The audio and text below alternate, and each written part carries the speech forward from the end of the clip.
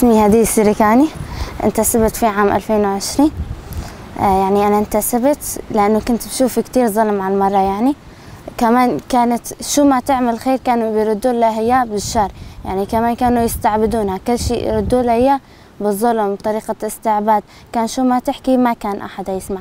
فيعني أنا كمان رسمت هيك رسمت تعبر عن هذا الشيء، بس لأني حبيت أشرح. يعني أنا أكتر شيء حبيت لأنه هون ما في ظلم خاص عند المرأة، يعني ما يظلمون المرأة خالص، إلا كل حقوقها، يعني فيها تعبر عن كل شيء بدها إياه، كل شيء بدها تعمله، فيها تحكي، فيها تناقش، مو مثل الأول يعني كان ما فيها لا تحكي ولا تناقش ولا تعبر عن اللي بقلبها. يعني تعلمت على فلسفة القائد، يعني حبيت هذا الشيء كتير، يعني كمان كان شيء مؤثر وشيء حلو كتير كمان.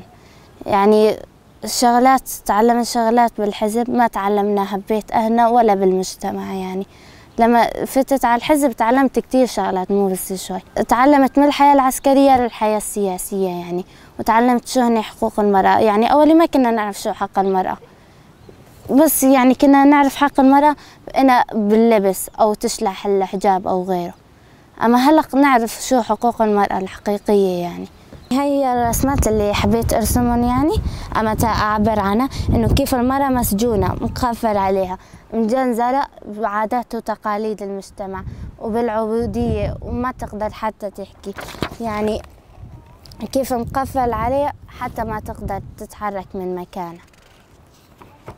وكمان هاي بتحكي عن الحرب الخاصة، مثلا الناس كيف مستعبدة بالجوالات، يعني الجوال صاير مثل سجن للناس، يعني ما بيقدروا يعملوا شو بدون جوالات، مسجون على طول دائما بالجوال ما يفوت مع الناس.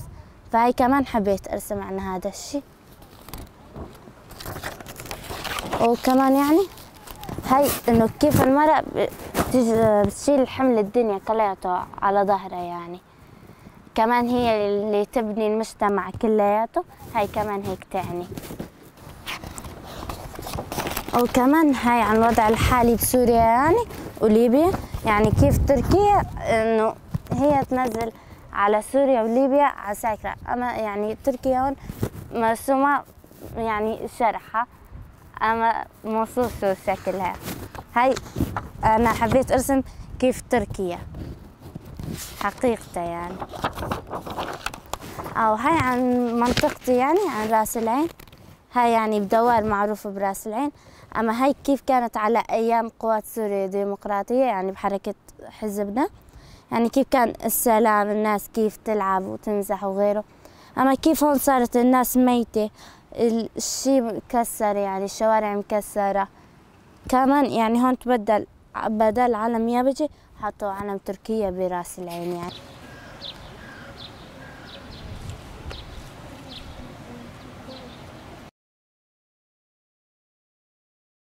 شلون؟ عساني ها.